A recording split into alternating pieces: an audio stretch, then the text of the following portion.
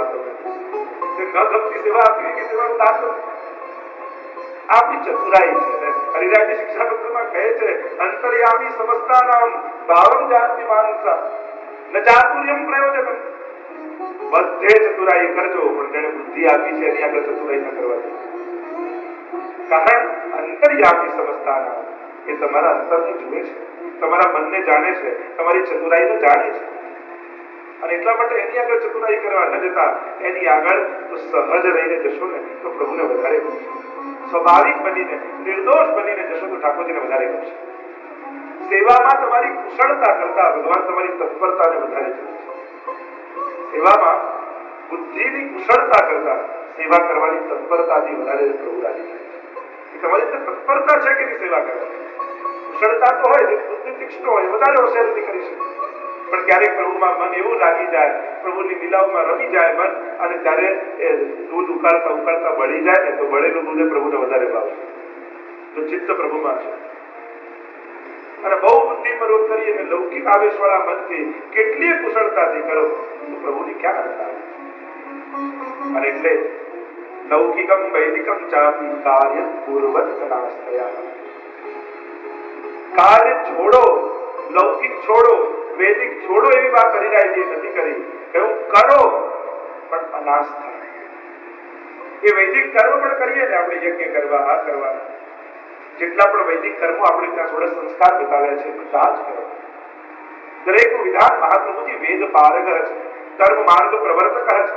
મહાપ્રભુજીના નામ છે. મહાપ્રભુજી પોતે યજ્ઞ આદિ કરે, કર્મ માર્ગ પ્રવર્તક. કોઈ સ્વામીનો પ્રસંગ આવે છે કે જયારે પૂછ્યું મહાપ્રભુજી સંધ્યાવંદન કરવા બિરાજ્યા અને સંધ્યાવંદન કરી રહ્યા હતા ત્યારે વૈષ્ણવ આવીને પૂછ્યું જયરાજ આપ તો ભક્તિ માર્ગના આચાર્ય છે, પછી આ કર્મકાંડ કેમ કરો છો? મહાપ્રભુજી બહુ સુંદર ઉત્તર આપે.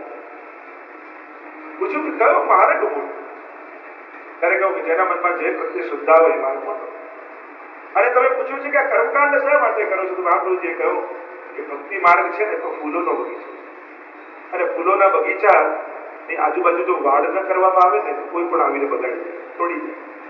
તો ભક્તિ માર્ગ એ ફૂલોનો બગીચો છે અને કર્મકાંડ એ કાંટાની વાડ છે. અમે અમારા ભક્તિના બગીચાને આ કર્મકાંડની વાડથી સુરક્ષિત કરીને રાખીએ છીએ. તો વૈદિક કર્મો છોડવાની છે. આપણે ત્યાં જે પણ વૈદિક કર્મો બતાવવામાં આવે અનાશ થાય. આસ્થા એમની રાખવી કે આ યજ્ઞથી મારો ઉદ્ધાર થશે કે મારું કામ થશે, આ દેવતાઓ પ્રસન્ન થઈને મારું કામ કરી દેશે. આસ્થા તેમ જ રાખવી, કરનારા તો ઠાકોરજી જ છે. મારા પ્રભુ ના વિશ્વાસથી વેદ પ્રગટ થયા છે અને જે વિધિઓ બતાવવામાં આવી છે અને મહાપ્રભુજી એનું પાલન કર્યું છે, એટલા માટે મારે પણ આ કર્મો કર્યું. એ રીતે પ્રભુના સુખનો વિચાર કરી અનાસ્થાથી એ કર્મો ઉપયોગ કરાય, આશ્રય ન કરે. ઘણી વાર એમ થાય આ વૈદિક કરવાથી શું થશે, કેમ અમારું લાભ થાય તો અન્યાશ્રય ન કહેવાય?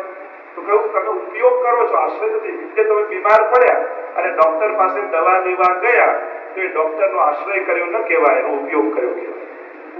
પણ ઉપયોગ ક્યાં સુધી કરાય? આ પારથી પેલે પાર ઉતરવું છે, નદી છે વચ્ચે, નાવ લીધી, પેલે પાર ઉતર્યા અને પછી એમનો વિચાર અરે આ નાવને કારણે હું પાર ઉતર્યો, લાવ નાવને માથે ઉચકીને જાઉં. ના, એ પાર ઉતર્યા પછી નાવનો ઉપયોગ પૂરો થઈ ગયો, એને મૂકીને પછી ચાલતા આગળ વધી જાય. આને કહેવાય ઉપયોગ કર્યો કહેવાય, પણ માથે લઈને ફરો તો એ આશ્રય કર્યો કહેવાય. તો આ બધાનો ઉપયોગ કરાય, આશ્રય. વિશ્વાસ મનમાં તો એ જ રાખવાનો કે મારા પ્રભુએ જે વિચાર્યું છે એ કરવાનું, મારા ઠાકોરજીએ જે વિચાર્યું છે એ જ કરવાનું.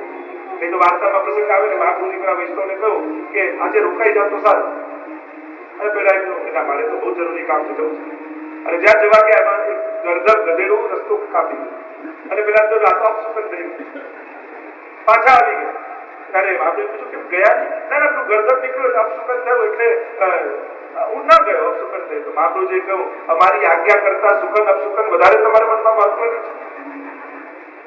પેલું નીકળ્યું તો ના ગયા અને મારી આજ્ઞા કરતા તમે ગરદબને વધારે મહત્વ આપો. મહાપ્રભુ દામોદર સંભળવાની વાર્તામાં આવે, એને સ્ત્રીએ આવીને કહ્યું કે જેના સંતતિ નથી, કોઈ બાળક થાય એવી કૃપા. અને મહાપ્રભુજી આશીર્વાદ આપ્યા તમારે બાળક થશે. અને છતાંય જોર ચવડાવવા ગયા તો બાળક થયું પણ યવન આસુરી. આ અન્યાય. એકવાર આજ્ઞા થઈ ગઈ, જ્યોતિષ આદિ ખરાબ નથી, એક અન્યાય નથી એમ જોવા જવું. અને ઠાકોરજીની પણ કુંડલી વંચાય, પણ પ્રભુ પર ભરોસો ન રાખતા આ ગ્રહોને કારણે મારું કામ થઈ જશે એવું એના ઉપર આશ્રય ઉપયોગ થાય, પણ આશ્રય કરી લો તો પછી અન્યાય. આમને પણ પ્રેરણા મારા ઠાકોરજી છે એવી ભાવના, એવી શ્રદ્ધા. બાકી જેટલા વૈદિક કર્મો છે, શિક્ષા, કલ્પ, ન્યાય, વ્યાકરણ, વિરુક્ત, છંદ અને જ્યોતિષ, છંદ છે, વેદાંત છે, એટલે એનાથી કોઈ અન્યાય નથી થતો. શુભ મુહૂર્ત, શુભ ચોઘડિયું આપણે ત્યાં જોઈએ છે, ઉત્તમ મુહૂર્તમાં ઉત્તમ કાર્ય કરીએ છીએ, આનાથી અન્યાય નથી થતો. ઉત્તમ મુહૂર્ત એટલે કાલ દેવતાનું મૂળ. ઉત્તમ મુહૂર્ત જોવું એટલે આપણે કહીએ ને કે મૂળ ન હોય તો ઈચ્છિત વસ્તુ ન મળે, અને મૂળ સારો હોય તો ભાગ્યમાં ન હોય છતાં મળે. કાલ આપણે સારું મુહૂર્ત એટલે શું કહેવાય? કાલ દેવતા આપણા મૂળમાં છે, સારા મૂળમાં. લાભ, ચોઘડિયું, અમૃત આદિ જોવામાં આવે. આ બધા ઉપયોગ છે, આશ્રય. એટલે જે વૈદિક કર્મો આપણે ત્યાં છે, હા, કોને છોડવા? જેનો પ્રભુના ચરણોમાં અનન્ય આશ્રય લીધો, જેને અનન્યતા સિદ્ધ થઈ ગઈ હોય એને પછી વૈદિક, લૌકિક કાંઈ નથી. પણ જો હજી અનન્યતા સિદ્ધ થયું નથી અને દોડ કરીએ છીએ તો પછી મહાપ્રભુજી કહે છે, હરિરાયજી કહે છે, આ નાશ થાય પણ આ બધું કરો. લગ્નમાં જવાનું ના છોડીએ પણ યજ્ઞ કરવાનું છોડી દે તો આ પણ છલ છે. લૌકિક અને વૈદિક બંનેની વાત છે. આપણે લૌકિક વધારતા જઈએ, વૈદિક મુકતા જઈએ, એટલા માટે શ્રદ્ધા જો પ્રભુ પર અનન્ય હોય તો અન્યાય નથી થતો. બાકી તો બોલવા માત્રથી અન્યાય છે. એમાં વાર્તા પ્રસંગમાં આવે છે, પશુ વાવતા કે પેલો જમીન માપવા વાળો આવ્યો અને પેલા માજીની જમીન થોડી એને થયું, એ પણ વૈષ્ણવ હતો ને એટલે માજી એ વૈષ્ણવ ને એને થયું કે ના વૈષ્ણવ છે થોડી વધારે જમીન માપીને આપી દીધી, અને વધારે માપી અને પેલા માજી એટલું બોલે, અરે તે તો મને જીવાડી દીધી. એટલામાં પ્રભુ નારાજ થઈ ગયા. આ તારો અન્યાશ્રય થઈ ગયો, તને જીવાડનારો તો હું બેઠો છું, આટલા માત્રથી એનો આશ્રય કરી લીધો. આ વાણીનો અન્યાશ્રય. એટલે વૈષ્ણવે બોલતા પહેલા વિચારવું જોઈએ. આ સૂક્ષ્મ અન્યાશ્રય છે જે રોજ બરોજ કરીએ. નોકરી કરતો વ્યક્તિ એમ વિચારે કે મારો બોસ મને જીવાડે છે, એ પગાર આપે છે એટલે બધું ચાલે છે. આ પણ એક પ્રકારનો માનસિક અન્યાશ્રય છે. પણ તારા બોસને જીવાડનારો કોણ છે એ કેમ ભૂલી જાય? એનું ઘર ચલાવનારો કોણ છે એ કેમ ભૂલી જઈએ? આશ્રય પ્રભુનો કરે, ઉપયોગ બધા. તો લૌકિકમ વૈદિકમ ચાપી કાર્ય કુર્વન્ન નાસ્તે યદિ શ્રી ગોકુલાધીશો હૃદય સર્વાત્મનાર્થી તત કિમ પરમ બ્રૂહિ લૌકિકૈ વૈદિકૈ. જેણે સર્વાત્મ ભાવથી ગોકુલેશ પ્રભુને હૃદયમાં ધારણ કર્યા છે એના માટે પછી લૌકિક વૈદિક રહે. પણ હજી સર્વાત્મ ભાવ સિદ્ધ ન થયો હોય તો દોડ નહીં, છલ નહીં કરવું. પ્રભુ આપણે ત્યાં જે વિધાનો છે એ વિધાનો કરવામાં કોઈ વાત નથી. લગ્ન આવે, ગણપતિનું સ્થાપન થાય તો ગણપતિનું જ થાય, એમાં પછી એ કે ના હું તો શ્રીનાથજીને માનું અને પછી આમનું જ કરું તો મેનેજરની ખુરશીમાં કેશિયરને ન બેસાડે, યા કેશિયરની ખુરશીમાં મેનેજરને ન બેસાડે. પ્રભુ તો સર્વ દેવાધિદેવના માલિક છે, દેવ દમન છે, તો એનો ઉપયોગ બીજા કાર્યોમાં ન કરાય. પ્રભુએ જેને સોંપ્યું હોય એનાથી જ કાર્ય કરે. વિચાર કરે ગણપતિ સ્થાપન થાય, વૈદિક કર્મોમાં થાય, વલ્લભ પુલ્લતા પણ જયારે વિધિ થતી હોય ત્યારે એ થાય. તો આ વૈદિક કર્મોની મર્યાદાઓ છે, અને જે મર્યાદાઓ છે એ મર્યાદાઓને જાળવવી. અને ભગવાને જે કાર્ય જે દેવતાઓને સોંપ્યું છે એમનાથી જે કાર્ય કરાવે. પણ તમે બધાના માલિક જ આવે ને એનાથી જો કરાવો તો આવો શ્રમ ઠાકોરજીને ના આપે. એ જે વિધાનો છે, આપણે ત્યાં એવો પ્રસંગ આવે છે કે જયારે મહાપ્રભુજી એમના સસુરના ઘરે બોલાવ્યા અને ત્યાં પંચાયત પૂજા હતી, અને ત્યાં મહાપ્રભુજી ગોકુલનાથજીનું સ્વરૂપ છે.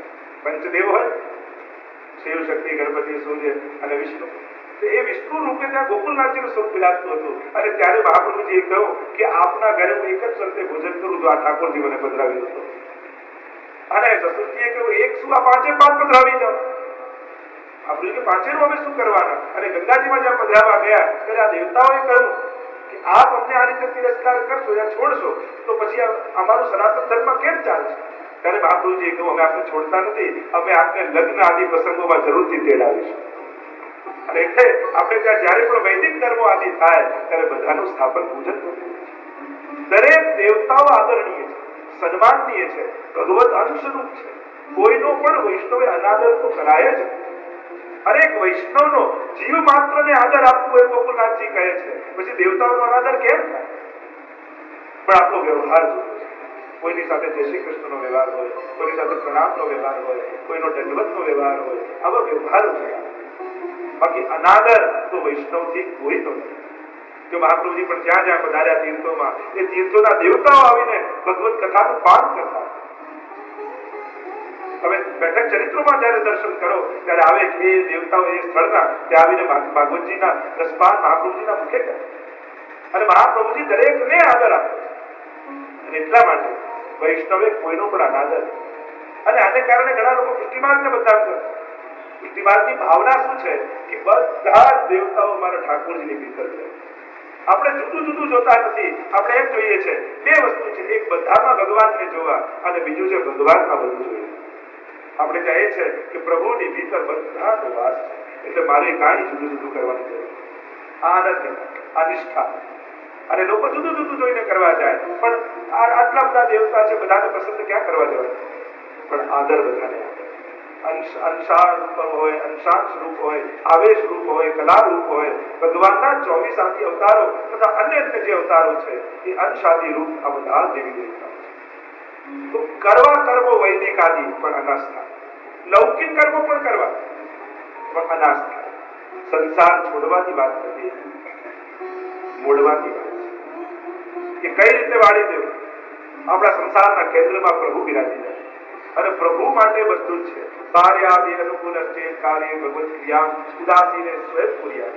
મહાપ્રભુજી પણ કહે છે ઘરના જો બધા અનુકૂળ હોય તો બધાને લઈને સેવા, અને જો થોડા પ્રતિકૂળ છે તો હઠાગ્ર કરવા કરતા જાતે સેવા કરે. પણ ઉદ્વેગ થાય એવું નહીં. સેવા એ આપણો આનંદ છે. આપણા સેવાને કારણે આપણા નોકરને પણ જો ઉદ્વેગ થતો હોય તો એવો હઠાગ્ર વૈષ્ણવ નહીં. આપણો નિજનો આનંદ છે, અને જો એને કારણે ઉદ્વેગ થાય તો ઠાકોરજીને પણ આનંદ આવશે. એટલે એક વસ્તુ જીવનમાં હંમેશા યાદ રાખવી, જ્યારે પણ સેવા કરો એમાં આનંદ બન્યો રહેવો. સેવા એ ભાર ન બની જાય, ક્લેશ ન બની જાય, ઉદ્વેગ ન બની જાય, એનું હંમેશા સાવધાની રાખવી. તમારા ઘરે બિરાજે છે, અપરસાથી તમે સાચવો છો, મેળ મર્યાદા બધું રાખવું, પણ ઉદ્વેગ થવા લાગે અને સેવા ભાર બનવા લાગે ત્યારે ચિંતન કરે કે આવું કેમ મને ઉદ્વેગ થાય છે. સેવા કોઈ અડી જશે, કોઈ આમ થશે. સેવામાં કોઈ અડી જાય અપરસમાં તો આપણે છોવાઈએ છીએ. છોવાઈએ છીએ કેમ? કોઈ અડ્યો એટલા માટે નથી છોવાયા, કોઈ અડ્યો એ ખબર પડી એટલે છોવાઈએ. કારણ કે અપરસ કોને કહેવાય? ભગવાનના રસમાં રહેવું. અપ એટલે પ્રભુ, રસ ભગવદ રસમાં રહેવું એ જ અપરસ. અને તમારું ધ્યાન ઠાકોરજીને છોડી પેલા વ્યક્તિમાં ગયું એટલે તમારી અપરસ છોડે. એ તો આપણે વાર્તામાં આવે છે, ગોકુલનાથજી પધારતા હતા અને કોઈ વૈષ્ણવ અડી ગયો અને પૂછ્યું કે કોણ છો? તો જરા તો વૈષ્ણવ છે. બીજી વાર પૂછ્યું કોણ છો? વૈષ્ણવ. ત્રીજી વાર પૂછ્યું કોણ છો તમે? વૈષ્ણવ છું. તો કે અમારી અપરસ નથી છોડી. જો એમ કહ્યું ફલાણો વ્યક્તિ છું, આ શેઠ છું, આમ છું, આવું લૌકિક પરિચય આપ્યો હોત તો અમારી અપરસ છોવાઈ જાય. કારણ કે અમારું મન અલૌકિકમાંથી લૌકિકમાં જાય, પણ એને અલૌકિક પરિચય આપ્યો એટલે અમારું મન લૌકિકમાં ન ગયું એટલે અમારી અપરસ નથી છોડી. તો લૌકિક અને વૈદિક કર્મો અનાસ્થાએ પણ વૈષ્ણવે કરે. અનાસ્થા વિશ્વાસ એવો રાખો કે પ્રભુ કરનાર છે. આ સંસારમાં કોઈ મારું કરી આપનારું નથી, કરનારા ઠાકોર છે. કારણ કે કોઈ પણ વ્યક્તિ આપણે કોઈને મદદ કરી શકીએ છીએ, સુખી નથી કરી શકતા. તમે કોઈને હેલ્પ કરી શકો તો સુખી ના બનાવી શકો. અને તમે કોઈને કંઈક આપો તો 1 રૂપિયા પડી જાય તો વધારે દુઃખી થાય, તેના ભાગ્ય બનાવો. મદદ કરી શકીએ, સુખી ન કરી શકીએ. સુખી કરવાનું સામર્થ્ય કેવળ ઠાકોરજી છે. પ્રભુ જ સુખનું દાન કરી શકે છે. તો અનાસ્થાએ જે કરે છે એને એવા જીવે, આગળ હજી બતાવું, એવા જીવે ભાવનું ક્રમ અનુસાર ભાવન કરવું. તો કેવા જીવે? તો બીજા શ્લોકમાં વર્ણન કરતા હરિરાયજી કહે નિરુદ્ધ વચનો વાક્યમ આવશ્યક ઉદાહરણ મનસા ભાવે નિત્યમ લીલા સર્વાત્રમાનકા. આગળ લક્ષણ બતાવે. પહેલું કયું? આમતા મમતાને કારણે જેનો સંસારમાં મન નથી, જેને સંસારમાં ઉદ્વેગ છે ને ભગવાનમાં મન છે.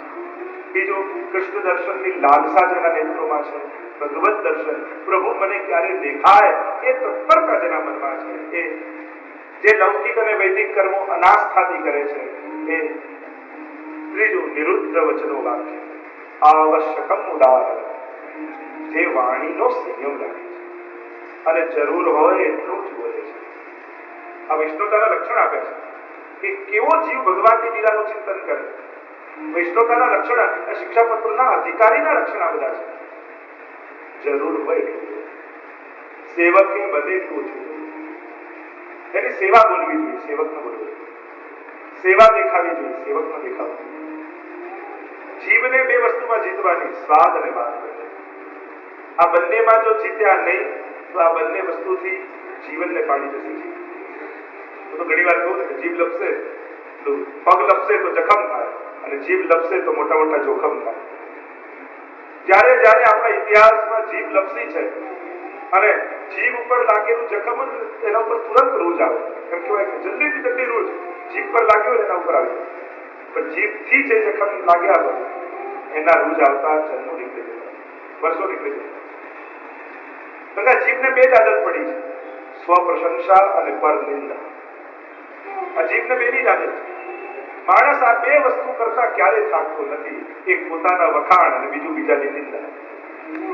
માણસને ક્યારે થાક નથી, કરાવો એટલું કરી. અચ્છા કહેતો જાય, આપણને પોતાના વખાણ કરવા ના ગયો, પાછું કરે કલાક, પાછું ચોખ્ખોટે કરતો.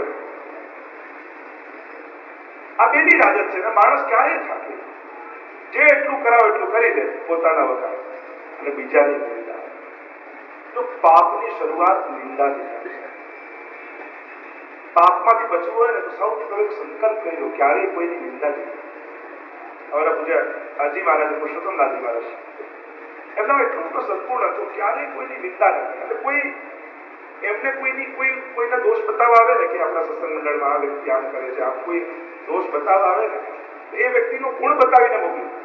એક વ્યક્તિ વૈષ્ણવ ખૂબ બધાને સ્વભાવ બધો આપતો એટલે ક્રોધ કરે ને બધાને બહુ કરે, એટલે લોકો ફરિયાદ કરવા કે પેલા વૈષ્ણવ છે ને બધાને બહુ હેરાન કરે છે. ત્યારે આપની આજ્ઞા કરી, પણ એ જયકારો બહુ સારો લગાવે છે એટલે બધાને સંકોચ થયો જતા.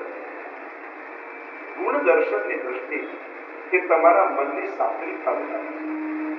મન સાત્વિક થાય એટલે બીજાના ગુણો દેખાવે, બાકી એમ ગુણો દેખાય નહીં જલ્દી.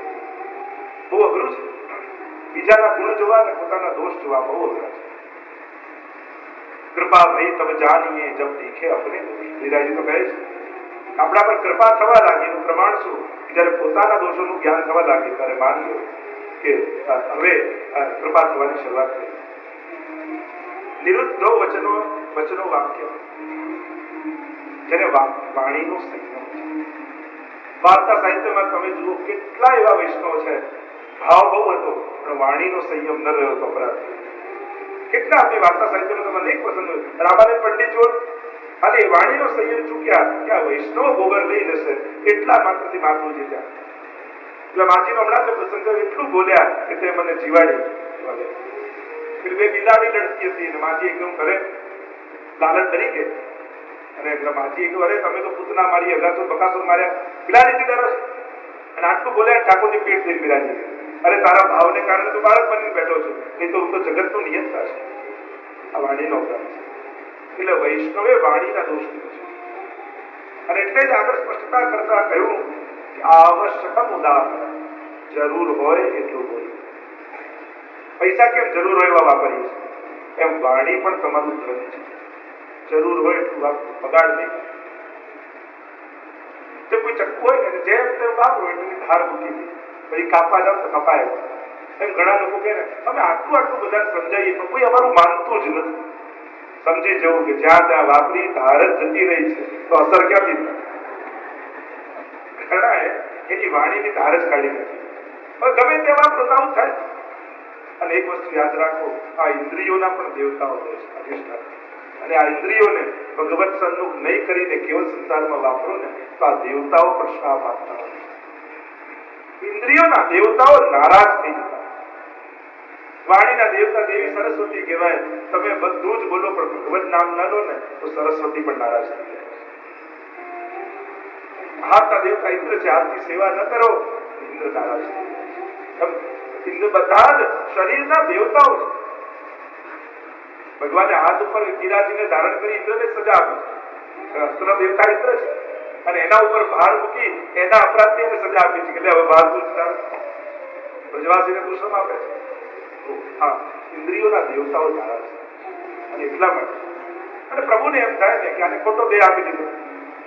તમને માનવ દેહમાં ભાવતું ન હોય અને પશુની જેમ જો આપણે જીવન જીવીએ તો પ્રભુને એમ થાય કે મારાથી ભૂલ થઈ ગઈ, આને તો પશુની જેમ જીવવું હતું મેં ખોટો માનવ બનાવી દીધો, પણ હવે બીજા જન્મમાં ભૂલ નહીં કરે. પછી આવું થાય અને એટલા માટે સાવધાન.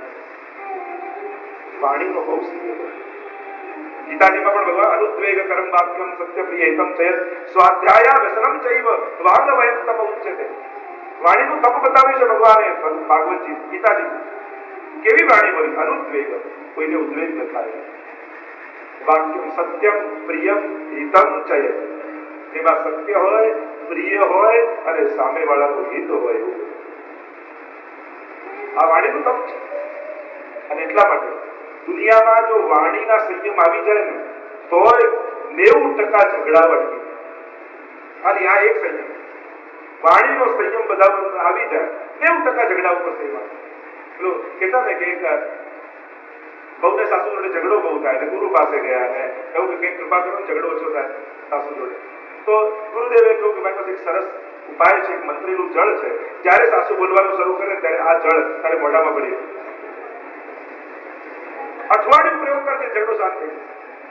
અને જ્યાં સાસુ બોલવાનું શરૂ કરે પેલું પાણી મોઢામાં પડી જાય. અઠવાડિયું થયું ઝઘડો, સાસુ ઝઘડી થાકી ગયા, એવું કે આની જોડે તો બોલવા જેવું નથી, સામે તો કઈ બોલતી નથી. અને અઠવાડિયામાં બહુ આવી ગુરુ પાસે બહુ સારું ઉપાય બતાવ્યો. આવું કયો મંત્ર ભણીને આપે ઉપાય બતાવ્યો કે આમાં મંત્ર કઈ નતું, તું ચૂપ રહે તો આમ પડે ચૂપ થશે. આ તું સામે બોલતી હતી એટલા માટે ઝઘડા વધતા હતા. પાણી ભરે એટલે તારું મુખ બંધ થાય, આમ કરે ઝઘડો શાંતિ. મંત્ર આ જ છે.